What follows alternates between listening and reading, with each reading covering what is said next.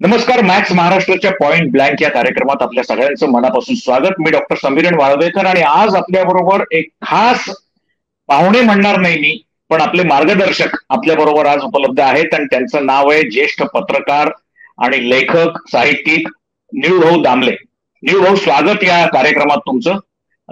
आज तुम्ही अमेरिकेतून आमच्याशी बोलण्याकरता वेळ काढला. तिकडे आता पहाट म्हणावी अशी सकाळ तुम्ही जिथे आहात तिथे आहे, पण तुम्ही लवकर उठून आम्हाला इथे जॉईन झालात या कार्यक्रमात, त्याबद्दल मनपूर्वक आभार आणि धन्यवाद सुरुवातीलाच मानतो मी आपले.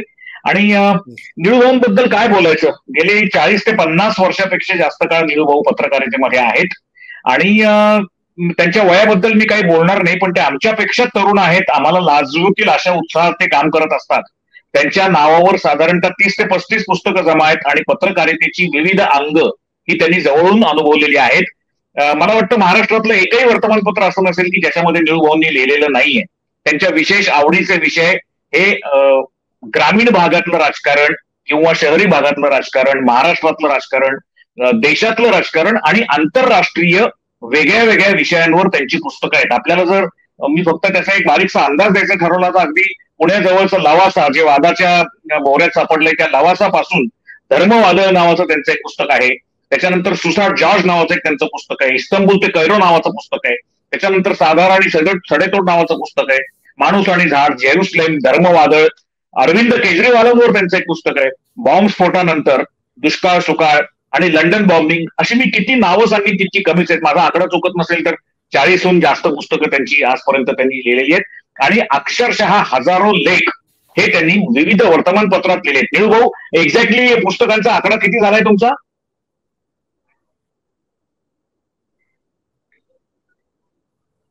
निळूभाऊ, ऐकू येते का तुम्हाला? समजा 30 झाला असं समजायला हरकत नाही. ओके ओके ओके, ठीक आहे. आणि अजून 2-3 अशी मार्गावर आहेत.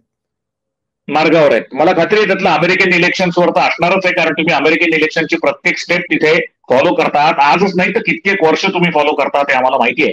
तर coming back to our original subject, तिसरी निवडणूक तुमची, वा छान. म्हणजे मला असं वाटतं की आता निळूभाऊंबरोबर निवडणुकीविषयी आपण सतत बोलायला हरकत नाही, पण आपल्या मूळच्या विषयाकडे आज येतो की माझ्या अंदाजाप्रमाणे 4 किंवा 6 सप्टेंबरला दुसरी फेरी होणारी डिबेटची, आणि आपण म्हणून आजच्या कार्यक्रमाचं नाव ठेवलेलं आहे की डोनाल्ड ट्रम्प आणि कमला हॅरिस यांच्यातला वाद रंगणार का, कारण तो दिवसेंदिवस वाढत चाललेला आहे. दोन्हीकडनं एक एक स्टेटमेंट होत चाललेली आहे. हो, माझा पहिला प्रश्न तुम्हाला असा आहे की आत्ता या आठवड्यामध्ये ज्या काही फिगर्स आपल्याकडे आलेल्या होत्या फेवरेबल वोट्स आणि नॉन फेवरेबल वोट्सच्या, त्याच्यामध्ये डोनाल्ड ट्रम्प यांची फेवरेबल वोट्सची 40 वरनं 36 वर गेलेली आहेत आणि अनफेवरेबल वोट्सची 51 वरनं 52 वर गेलेली आहे. आणि जर कमला हॅरिसच्या बाबतीत बोलायचं झालं तर फेवरेबल वोट्सची 35 वरनं 43 वर गेली आहेत आणि अनफेवरेबल वोट्सची 46 वरनं 42 वर गेलेली आहे. तर अर्थातच कमला हॅरिस यांचं फेवरेबल वोट्सचं प्रमाण वाढतंय, लोक जनमानसामधला आधार वाढतोय. तर मला सगळ्यात पहिल्यांदा तुमचं एक ओव्हरऑल अवलोकन सांगा की तुम्हाला नक्की आता तिथे काय वाटतंय, कारण आता एक काही दिवसातच, मला वाटतं 2 दिवसातच डेमोक्रेटिक पक्षाचं अधिकृत नॉमिनेशन कमला हॅरिस यांना जाहीर होईल. आता नेमकी काय परिस्थिती असं तुम्हाला वाटतं? एक तर अधिकृत नॉमिनेशन जाहीर व्हायच्या आधी जेवढे डेलिगेट्स लागतात त्याच्यापेक्षा जास्त डेलिगेट्स त्यांना आधीच मिळालेले आहेत. एक, त्यामुळे त्या जवळपास उमेदवार झाल्यात जमायत. आज घडीला अशी अवस्था आहे, तुम्ही दिलेले ते आकडे आहेतच, परंतु आणखी एक आकडा जो इकॉनॉमिस्टने दिलेला आहे की दोघांमधलं लोकांना असणारा पाठिंबा सर्वे ह्याच्यामध्ये फक्त आता 1% फरक आहे. म्हणजे त्या जवळपास आता बायडन पर्यंत पोहोचलेले आहेत. एक. नंबर 2, आता जे वातावरण दिसत आहे ठिकाणी त्यानुसार दिसत आहे की त्यांनी खूप मोठी आघाडी घेतलेली दिसते. मी एक उदाहरण तुम्हाला सांगतो की कॅलिफोर्नियाचा बे एरिया आहे, इथे सगळे पैसेवाले ठोंबे बसलेले असतात आणि त्याच्यातले बरेचशा 2-3 लोकांनी ऑलरेडी ट्रम्पना पाठिंबा दिला होता आणि पैसे दिले होते. आता असं लक्षात आलं की फ्रीडमन वगैरे आता जे काही लोक जे बाजारात आलेले आहेत ते असं म्हणतात की आम्ही ठामपणे कमला हॅरिसच्या पाठी उभे आहोत आणि त्यांनी ऑलरेडी काही कोटी डॉलर दिलेले आहेत. तेव्हा आज घडीला अशी अवस्था आहे की अमेरिकन राजकारणात ज्या गोष्टींना महत्व असतं त्यातलं मुख्य म्हणजे पैसा. अमेरिकन राजकारण हे गरिबांचं राजकारण नाही, ते पैशाचंच राजकारण असतं. आणि तिथे आज घडीला पहिल्या आठवड्यापर्यंत जवळपास $20 कोटी कमला हॅरिसने मिळालेले आहेत. आणि जी महत्वाची स्टेट्स आहेत त्या ठिकाणी, उदाहरणार्थ काल का परवा त्यांची अटलांटामध्ये एक बैठक झाली आणि सभा झाली आणि या सभेला हजारो लोक उपस्थित होते, अत्यंत उत्साहात होते. तर मला असं दिसतंय की आज घडीला कमला हॅरिस खूप पुढे गेल्या. म्हणजे त्यांच्याबद्दल जी सुरुवातीला शंका वाटत होती की त्या काय करतील, नवख्या आहेत, कारण त्या तशा खालून वर आलेल्या नाहीत. हं. बायडन 50 बरोबर, बोला वर्ष ना. राजकारणात आहेत, 50 वर्ष सेनेट. हां, तर त्या तशा खालून वर आलेल्या नाहीत. त्यांचं करिअर तसं लहान आहे. पण तरी सुद्धा ते काय करतील याची शंका वाटत असताना त्यांनी मोठी आघाडी घेतली आता. आणि असं दिसतंय की जनमानस बदलतंय. निदान पेपरामध्ये तरी असं दिसतंय. म्हणजे बरोबर. Washington post, guardian, financial times, New York times सगळे अख्खे लोकं हे आता पूर्णपणे त्यांच्या बाजूने बोलतायत आणि म्हणतायत की त्या आता त्यांना उत्तम टक्कर देणार आणि त्या जिंकू सुद्धा शकतील. न्यूयॉर्क टाइम्स तर असं म्हणते की ते जिंकतील असं दिसतंय. आता पुढले प्रश्न ते कसे सोडवणार असं तर न्यूयॉर्क टाइम्स म्हणायला लागले. बरोबर. मी न्यूयॉर्क टाइम्स वाचला कालचा सुद्धा आणि तो आमच्याकडे सुद्धा आता पहाटे पहाटे दुपारी 4 वाजता अवेलेबल होतो. मला एक तुम्हाला विचारायचं आहे की डोनाल्ड ट्रम्प आता कमला हॅरिस यांच्या वंशाबद्दल, त्यांच्या रंगाबद्दल बोलायला लागलेत. त्यांच्या कुत्सित भाषेमध्ये टॉन्ट मारायला लागलेले आहेत. म्हणजे त्यांचं कालचं विधानच असं होतं की ते I never knew that she is black or like that. कारण 93च्या कुठल्या तरी एका कन्व्हेन्शनमध्ये कमला हॅरिसनी म्हणे त्यांना ब्लॅक अशी त्यांची आयडेंटिटी दिलेली नव्हती. त्या आशियन आहे ते मला माहिती होतं, पण त्या ब्लॅक आहे ते मला माहित नव्हतं आणि त्याचा आता ते फायदा करून घेत आहेत. अशा अर्थाचं डोनाल्ड ट्रम्प यांचं ते स्टेटमेंट होतं. आणि मला असं वाटतंय की आता ते त्यांच्यावर बॅक फायर होईल की काय. त्याचं कारण असं की कमला हॅरिसनी लगेचच त्यांना जे उत्तर दिलेलं आहे की this is the disrespect to the democracy of United States of America. आणि हे त्यांचं नेहमीच आहे, सेम ओल्ड शो. अशा शब्दामध्ये कमला हॅरिसनी त्यांची खिल्ली उडवलेली आहे. Do you really think so? What is your take on this? Will it backfire or will it bounce like anything on Donald Trump? एक तर ट्रम्प ज्या रीतीने हल्ला करतात ना ते अत्यंत घाण आहे, अत्यंत घाण आहे. म्हणजे त्यांनी कमला हॅरिसची जुने साडीतले जे फोटो होते ते आता व्हायरल केलेत. म्हणजे ती इंडियन आहे, काळी असं त्यांचं आता प्रयोटी एक. नंबर 2 त्यांनी एक अत्यंत घाणेरडा प्रकार त्यांच्या तो जो रनिंग मेट आहे त्यांनी केला व्हान्सने. आणि त्यांनी त्याचं जुनं जे स्टेटमेंट होतं की ह्या मुलं न होणाऱ्या बायका असा त्यांनी विषय काढला. हा अतिशय अमेरिकेतला टचिंग विषय आहे. अमेरिकेमध्ये स्त्रियांना मूल होत नाही त्याच्यावरून त्यांना खूप प्रयत्न करावे लागतात. तर हा गाढव असं म्हणाला की म्हणे ज्यांना मुलं होत नाहीत त्यांना मुलं व्हावी याची जबाबदारी काय आम्ही सरकारने घ्यावी काय. कारण यांना स्वतःचं मूल नाही बायोलॉजिकल. कमला हॅरिस त्यांचा जो आताचा नवरा आहे त्याच्या आधीची आहे. आता ही त्याची जी बोलण्याची पद्धती इतकी घाण आहे.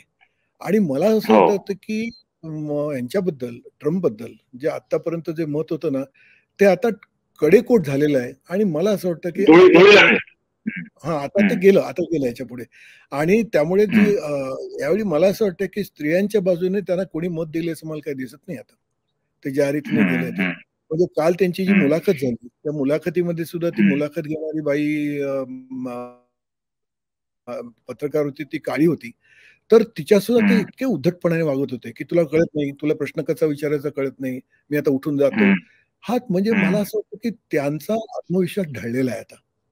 त्यांच्या लक्षात आलंय की आपलं आता खरं नाही. आणि म्हणून मनस्वास्थ्य ढळलेल्या परिस्थितीत ते आता आहेत अशी परिस्थिती मला दिसते. त्यांच्या अंगाशी येते ते.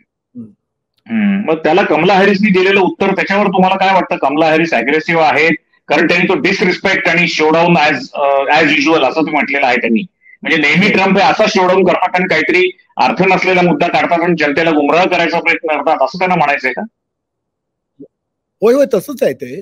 कारण ओबामाच्या विरोधात तसंच केलं. ओबामांचा जन्मच इथे झालेला नाही. इथपासून त्यांनी सुरुवात केली होती. आता यांचे वडील जमैकन म्हणजे काळे आहेत. हां, हे सर्वांना माहिती आहे. तरी सुद्धा आता हा माणूस खोटं बोलतो, पण ते किती दिवस लपून राहणार ना एक. आणि दुसरं माझ्या असं लक्षात येतं की कमला हॅरिस अजून चाच पडतायत. म्हणजे ट्रम्पना कसं उत्तर द्यायचं याचे तर त्यांचे ऍडवायझर्स बसलेले आहेत, विचार करतायत. पण मला असं वाटतं की कमला हॅरिस या त्यांच्या चारित्र्यावर न जाता बहुधा त्यांच्यावरचे खटले आणि त्यांचं गुन्हेगारी असणं याच्यावर त्या भर देतील. आणि त्यामुळे आक्रमक न होता शक्यता अशी डिबेटमध्ये त्या शांतपणे ह्या प्रश्नाची उत्तरं मागतील. की तुम्ही हल्ला केलात संसदेवर, हे काय करायचं? हे तुमचं वागणं कसं आहे? म्हणजे त्यांना ते अमेरिकन असणं, डेमोक्रॅटिक असणं याच गोष्टीला कमला हॅरिस आता आव्हान देणार असं मला दिसतंय. आणि त्या ज्या रीतीने जात आहेत त्या रीतीने मला असं वाटतं की त्या कॉन्फिडंट आहेत आता. कॉन्फिडंट मला आहेत. एक सांगा, आणि त्या बोला बोला बोला. आणि त्या पातळी सोडून वागत नाहीत हे त्यांचं वैशिष्ट्य आहे. आणि त्यामुळे मला असं वाटतं की जो मधला जो वोटर असतो, जो सामान्य वोटर, तो वोटर त्यांना यावेळी खूप मिळेल असं वाटतंय. मला एक सांगा, अमेरिकन माणसाची मानसिकता कशी आहे, की एका बाजूला आता या पहिल्या महिला असतील, दुसऱ्या बाजूला त्या कृष्णवर्णीय महिला असतील, तिसऱ्या बाजूला 25 ते 28 वर्षाचाच प्रशासकीय अनुभव त्यांच्याकडे आहे. आणि राजकारणात जर तुम्ही म्हणाल तर आता व्हाईस प्रेसिडेंट त्या होत्या, म्हणजे बायडन यांच्या अनेक शारीरिक मानसिक कठीण काळामध्ये बराचसा भार त्यांना व्हायला लागलेला आहे. तर अमेरिकन जनता ही सुपर पॉवर असलेल्या आपल्या देशाचं नेतृत्व एका महिलेकडे द्यायला आता पूर्णपणे तयार आहे.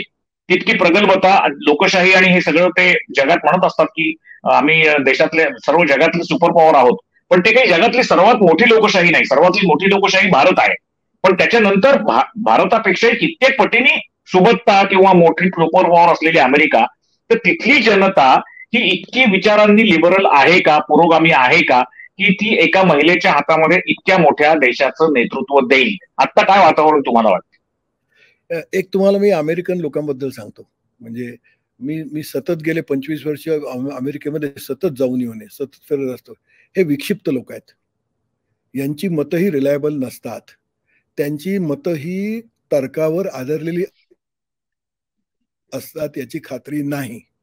त्यामुळे त्यांच्या मतावर तुम्ही जाऊन या. उदाहरणार्थ बायडन थोडे अडखडे म्हणून त्यांची काय शक्ती आहे म्हणून त्याच्यावर हे लोक आक्षेप घेतात. आणि आता हा माणूस म्हातारा दुसऱ्या बाजूला उभा आहे, तोही बायडन एवढाच म्हातारा आहे, तो वाटेल ते बोलतो, त्याच्या बोलण्याला काही अर्थ नसतो, त्याला सत्याचा अंश नसतो, अशी माणसं त्याला का पाठिंबा देतात? हे काय, हे अमेरिकन माइंड आहे का? तर एक. पण दुसऱ्या बाजूला अमेरिकेत गंमत अशी आहे की ते ढोल बडवले जातात, वेगवेगळ्या प्रकारे जे निगेटिव्ह कॅम्पेनिंग केलं जातं, ह्या सगळ्याचा मिळून थोडाफार परिणाम लोकांवर होतो. पण एक गोष्ट लक्षात घ्या, आणि ती अशी की मतांच्या संख्येवरून अमेरिकेचा प्रेसिडेंट ठरत नाही. सगळ्या दुनियेने जरी मतं दिली तरी सुद्धा अमेरिकेचा प्रेसिडेंट होणार नाही. अमेरिकेचा प्रेसिडेंट हा इलेक्टोरल वोट्सवरून होतो. राज्य तुमच्या ताब्यात आलं की तेवढी सगळी मतं तुम्हाला मिळतात. तेव्हा ज्या राज्यामध्ये लोकसंख्या जास्त आहे त्या राज्यात ते राज्य तुम्ही एक मताने जरी जिंकलत ना तरी सगळीच्या सगळी इलेक्टोरल वोट्स तुम्हाला मिळतात. त्यामुळे सगळी स्ट्रॅटेजी आहे ही आपण म्हणतो ह्या प्रचारावर आधारलेली नाही.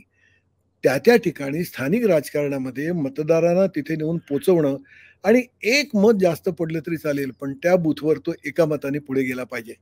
ह्या दिशेने त्यांना सगळी रचना करावी लागते.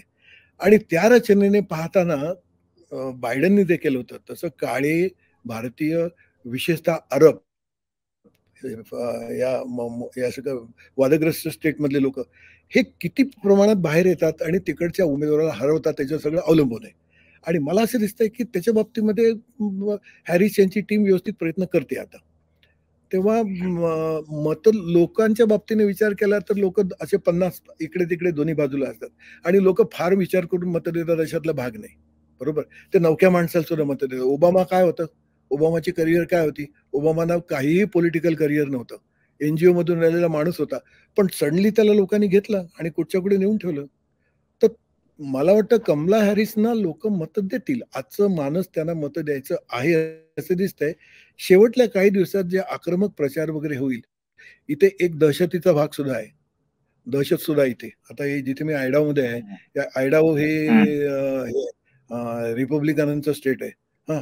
आणि तिथे तर यामध्ये यांचा जो सिनेटर काँग्रेसवाला असेल, तर त्याला घरात जाऊन त्रास देतात. इकडे काँग्रेस म्हणजे त्या मुलगा डेमोक्रॅट असेल आणि त्याचा मुलगा जर शाळेत जात असेल, तर शाळेच्या बाहेर जाऊन निदर्शनं करून छळतात. तेव्हा खरा प्रॉब्लेम असा आहे, की तो ट्रम्प नावाचा माणूस जो दहशतवादी आहे, गुंडगिरी आहे. रीतसर गुंडगिरी अमेरिकेत हा करत असतो. त्याला घाबरतात माणसं. आता त्याला घाबरण्याला तोंड देऊन ज्यावेळी बाहेर येतील त्यावेळी हा प्रश्न सुटेल. पण आज घडीला परिस्थिती अशी दिसते, की आज घडीला अमेरिकन लोकमानस हे साधारणपणे हॅरिस यांना मत द्यायला आता तयार आहे.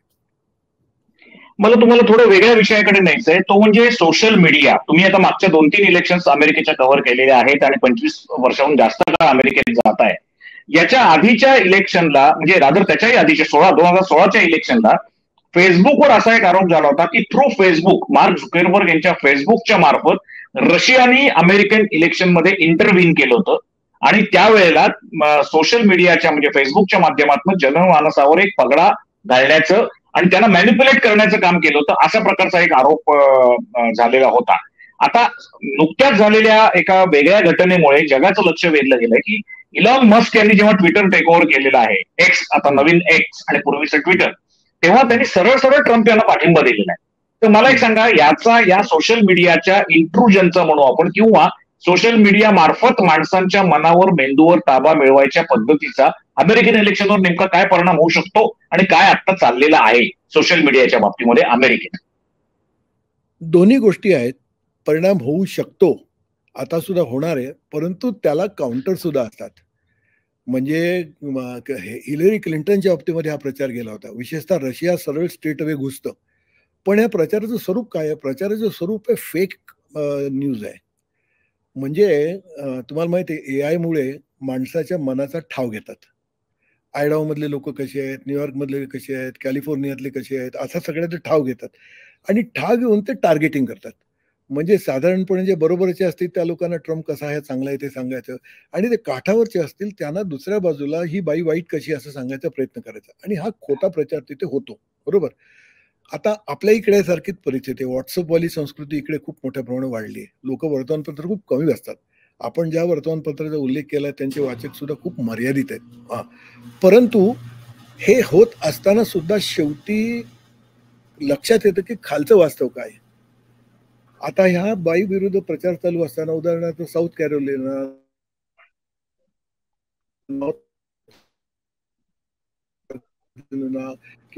आता कडले हा लोक स्थानिक राजकारण जे चालतं, स्थानिक अवस्था, त्याच्यावर काही उपयोग होत नाही ना.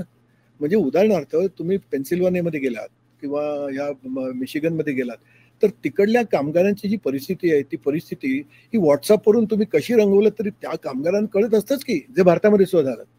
भारतामध्ये सोशल मीडियावरून तुम्ही जरी काही केलं तरी ज्याच्या घरची नोकरी जाते त्याला कळत असतं ना काय होतंय ते. तेव्हा त्याचा परिणाम हा होत असतोच.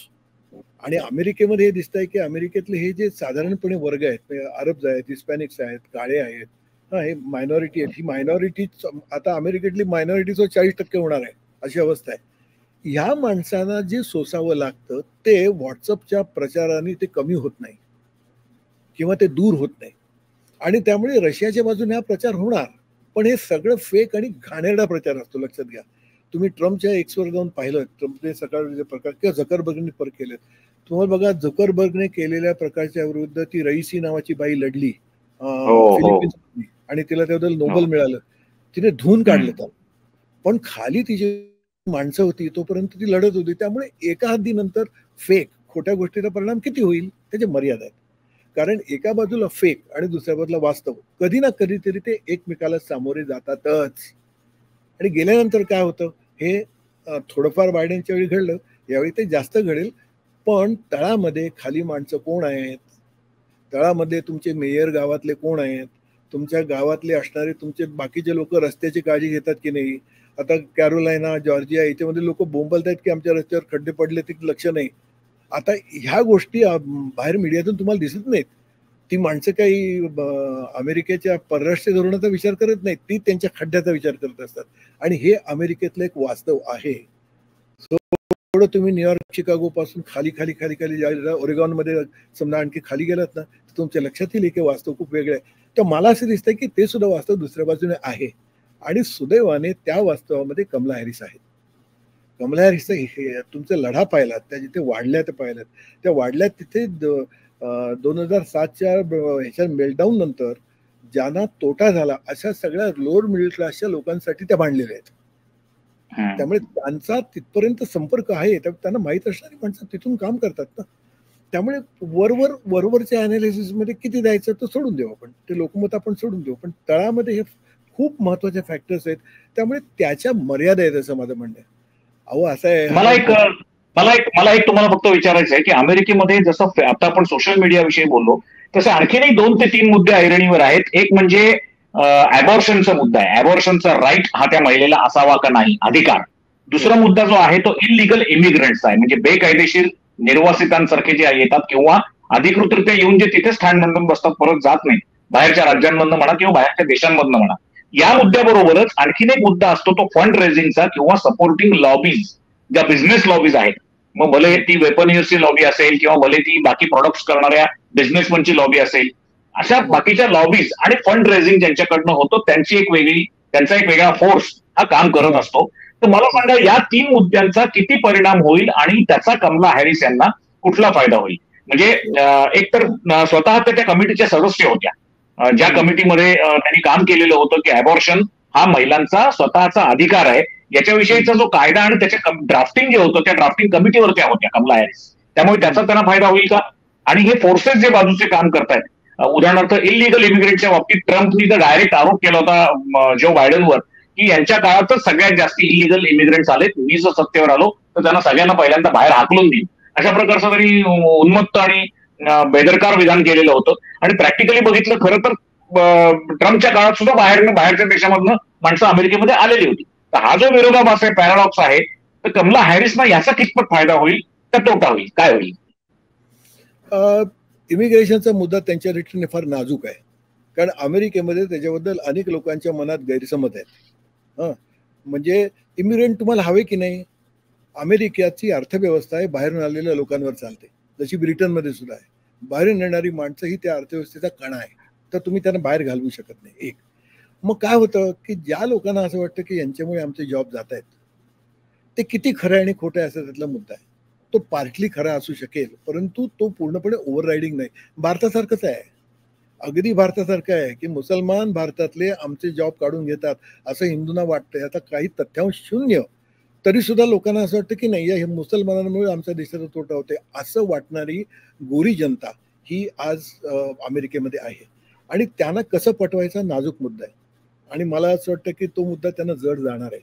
म्हणून त्यांनी आता खाली जॉर्जिया, न्यू मेक्सिको या इकडच्या राज्यामध्ये त्यांनी आपलं हातपाय पसरायचा प्रयत्न केलाय, फ्लॉरिडा. तो मुद्दा जड जाईल, परंतु बघूया काय होतं ते. आज घडीला याच्याने सांगता येणार नाही. एक नंबर 2, पैशाचं तुम्ही म्हणाला, अमेरिकेचा एक लोचा असा आहे की अमेरिकेचं राजकारण हे पूर्णपणे ते लोक कंट्रोल करतात. आपल्याला जनता फक्त एक मत देते, या पलीकडे काही नाही. बाकी सगळी गोष्ट ही शेवटी अमेरिकेतले कॉर्पोरेट्स रन करत असतात.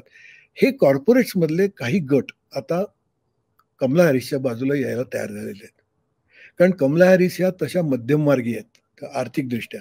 म्हणजे त्या एका बाजूला टॅक्सीस अगदीच नको असंही म्हणणार नाहीत आणि टॅक्सीस फार चढवा असंही म्हणणार नाहीत. तर मला असं वाटतं की फंड्स नावाची गोष्ट ही त्यांना हळूहळू मिळायला सुरुवात झालेली आहे. आणि गंमत अशी आहे, म्हणजे ओबामांची पहिली निवडणूक ज्यावेळी झाली होती त्यावेळी मी अमेरिकेत फिरत होतो, त्यावेळी मी विस्कॉन्सिनमध्ये होतो. आणि ते विस्कॉन्सिनमध्ये मी काही घरांमध्ये गेलो, बारीक घरांमध्ये. तर तिथे घराघरामध्ये लोक एकत्र येऊन पैसे गोळा करत होते. आणि ओबामांची गंमत आहे, ओबामांनी गंमत घडवून आणली त्या माणसाच्या इमेजमुळे. म्हणजे मी एका घरामध्ये गेलो होतो, त्या घरामध्ये लोक गोळा झाले आणि म्हणाले, चल तू किती पैसे देतोस? हे मी त्या मीटिंगमध्ये पाहिलंय. आणि लोकांनी चेक दिले आणि कोणी $10, कोणी $50, कोणी $100 असं त्यांनी घडवून आणलं होतं. त्याच्या जवळची अवस्था आता कमला हॅरिसच्या बाबतीमध्ये आलेली आहे, हळूहळू आलेली आहे. मी पहिल्यांदा बायडनवर राग होता, सगळ्या अरबांचा राग होता. ह्याचं कारण गाझामधली यांची भूमिका ही प्रो इस्रायल होती. पण आता हळूहळू कमला हॅरिसनी स्वतःचं जे पोझिशनिंग केलेलं आहे, तुम्हाला फार छान सांगतो, हे त्यांनी पोझिशनिंग केले. परवा जे नेतान्याहू इथे आले आणि न्यूयॉर्कमध्ये वॉशिंग्टनमध्ये जाऊन ते काँग्रेस समोर बसले वगैरे, त्यावेळी ज्यावेळी त्यांनी बायडनची भेट घेतली त्यावेळी कमला हॅरिस तिथे हजर नव्हत्या. नॉर्मली असं आहे की प्रेसिडेंट असला की व्हाईस प्रेसिडेंट असतो, त्या हजर नव्हत्या. एक नंबर 2, त्या नेत्यानाहूच्या भाषणाला काँग्रेसमध्ये हजर नव्हत्या. त्यांनी दांडी मारली, तिथे दाखवून दिलं की मी तुझ्या बरोबर नाही. आणि नंतर स्वतंत्रपणे भेट घेतली आणि स्वतंत्रपणे भेट घेऊन सांगितलं की हे नाही, तुम्ही सांभाळून घ्या वगैरे. हळूहळू त्या स्वतःचं पोझिशनिंग करतायत. आणि त्यामुळे मला असं वाटतं की इमिग्रेशनचा प्रश्न असो, अरबांचा प्रश्न असो, काळ्यांचा प्रश्न असो, हळूहळू हळूहळू त्या तिथे आता त्यांनी इनरोल्स केलेले आहेत. अबॉर्शनच्या बाबतीत तुम्ही म्हणाल तर अबॉर्शनच्या बाबतीमध्ये अमेरिकेत लोचा असा आहे की हे जी ख्रिश्चन लॉबी आहे, इव्हॅन्जेलिकल जे आहेत, हे मुळामध्ये अबॉर्शनच्या विरोधात असतात. आणि त्याच्यातला मोठा वर्ग हा ट्रम्प बरोबर आहे. आणि त्यातल्या बायका सुद्धा. आता तो एक 15-20% किंवा 25% बायका, गोऱ्या बायका या त्याच्या विरुद्ध असणार, पण बाकीच्या ज्या आहेत त्यांच्या दृष्टीने तो महत्वाचा प्रश्न आहे आणि त्या प्रश्नावर हॅरिसना मतं स्त्रियांची नक्की मिळणार, कारण स्त्रियांच्या बाबतीमध्ये हा माणूस इतका बदनाम आहे की त्याच्याबद्दल कोणी काय ते ऐकून घ्यायचं तयार नाही. त्यामुळे अबॉर्शनच्या प्रश्नावर लोकमताच्या बाजूने स्त्रियांची मतं हॅरिसना जास्त मिळण्याची शक्यता आता मला दिसते. एक शेवटचा प्रश्न विचारतो. आता मिडल ईस्ट किंवा रशिया आणि सिरिया यांच्यातलं युद्ध म्हणा किंवा इस्रायल आणि गाझा, इराण यांच्यामधलं युद्ध म्हणा, मला वाटतं जगाचा एक फार मोठा भाग हा युद्धाच्या उंबरठ्यावर आहे असं बोललं जातं आणि कदाचित 4-6 महिन्याच्या काळामध्ये एक मोठा स्फोट होऊ शकतो या देशांमधल्या वादाचा असं बोललं जातं. तर या काळामध्ये, येणाऱ्या काळामध्ये कमला हॅरिस अमेरिकेला कणखर नेतृत्व देऊ शकतील का, हा एक भाग. आणि युद्धाच्या बाबतीमध्ये डोनाल्ड ट्रम्प यांची जी वेगळी पॉलिसी होती की थोडंसं ॲरोगंटली आणि अग्रेसिव्हली आणि अटॅकिंगच ते युद्धांकडे बघायचे, की गरज आली तर अमेरिका फर्स्ट आणि बाकी सगळं झूट, कितीही युद्ध करायला लागलं तरी अमेरिका इज अमेरिका वगैरे अशी दरपोक्ती ते बऱ्याच वेळेला करायचे. पण याच्या मागे आणखी एक मोठी लॉबी असते ती म्हणजे वेपन्स लॉबी, की जिला युद्ध होण्यामध्ये इंटरेस्ट असतो सो दॅट त्यांची इंडस्ट्री चालू राहते. अशी लॉबी सुद्धा अमेरिकेमध्ये फार मोठ्या प्रमाणावर कार्यरत असते. कमला हॅरिस यांचं नेतृत्व बाकी जगातले देश कसं मान्य करतील किंवा या युद्धांच्या येणाऱ्या काळाकडे कमला हॅरिस कशा दृष्टीने बघतायत, त्या शांततेचं दूत असतील का त्यांना अमेरिकेतलं सार्वभौमत्व सिद्ध करण्याकरता काही गोष्टी बुलडोज कराव्या लागतील, त्यांचं नेमकं व्यक्तिमत्व आणि त्यांचा इतिहास, ट्रॅक रेकॉर्ड लक्षात घेता त्या कशा पद्धतीने या सगळ्या गोष्टी डील करतील असं अमेरिकन जनतेला वाटतं. अमेरिकन जनतेचं आपण सोडून देऊ, परंतु कमला हॅरिस या आयडिओलॉजिकली, ज्याला आपण म्हणतो इंटेलेक्च्युअली भूमिका घेऊन वाढलेल्यांपैकी त्या नव्हे आहेत. कमला हॅरिस यांनी कधी आयडिओलॉजिकल पोझिशन्स घेतले असं आपल्याला दिसत नाही.